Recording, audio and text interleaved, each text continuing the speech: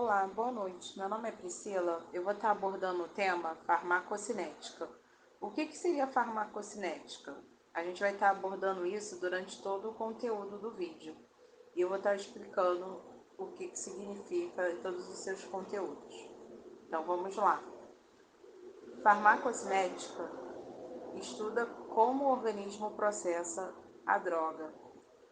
Ela compreende o movimento dentro do corpo.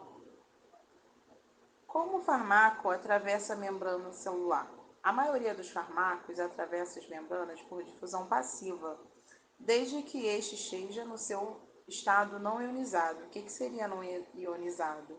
Não carregado eletricamente.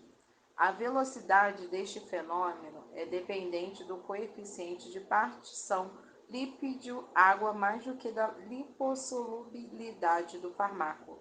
Cada uma dessas etapas pode afetar positivamente ou negativamente a ação do fármaco, dependendo da forma como for aproveitada. Um exemplo disso é a absorção do fármaco, como o omeprazol. Ela se dá de forma mais eficiente quando se está em jejum. A absorção é definida como um processo de passagem da droga do meio externo para a corrente circulatória sistêmica. Esse processo depende da via de administração. Quais serão as principais vias de administração? As principais vias de administração são a interal, incluindo as vias oral, retal e sublingual. Para a interal, compreendendo a via intramuscular, subcutânea, intraperitoneal, tópica.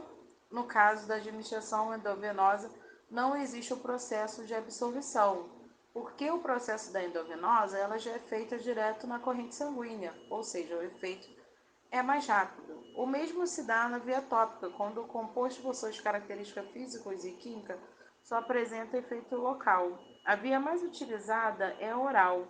Ela apresenta vantagens óbvias em termos de comodidade.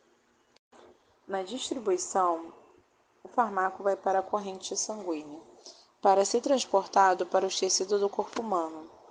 No plasma, ele pode ser transportado ligado à proteína plasmática ou poderá ser transportado de forma livre na corrente sanguínea.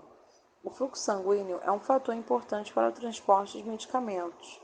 Alguns órgãos do corpo recebem irrigação sanguínea mais rápido, como, por exemplo, cérebro e rins, que recebem medicamentos inicialmente quando comparado com o tecido adiposo. Na corrente sanguínea, o fármaco poderá se ligar a proteínas plasmáticas, e a albumina é a principal proteína que faz a ligação às drogas. Essa ligação reduz a chegada do fármaco aos tecidos, ou seja, enquanto a droga estiver ligada às proteínas plasmáticas, ela não conseguirá atingir seu efeito farmacológico. Essa ligação é irreversível com o passar do tempo. A droga se desloca da proteína e consegue chegar ao sítio ativo. Dessa forma, pode-se dizer que a fração livre do fármaco é aquela que tem efeito farmacológico, pois consegue alcançar seu alvo nos tecidos. A excreção é o momento em que o fármaco está deixando o organismo humano.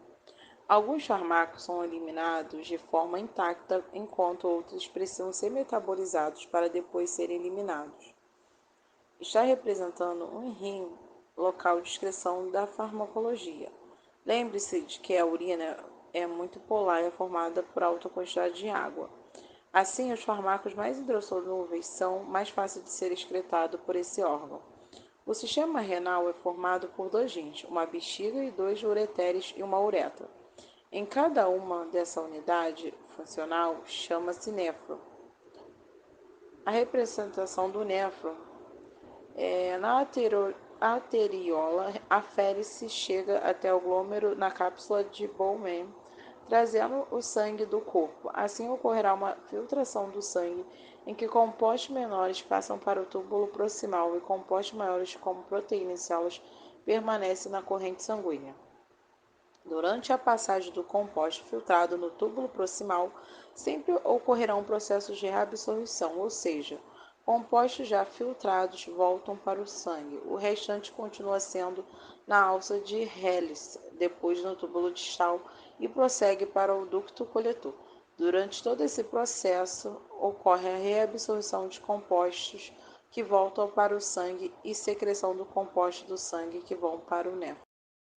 Agradecendo por vocês terem ouvido um pouco sobre a farmacocinética. As bibliografias estão no final do áudio e eu agradeço, entendeu, por poder estar escutando e poder estar compartilhando esse conhecimento com vocês, tá? Obrigada, boa noite.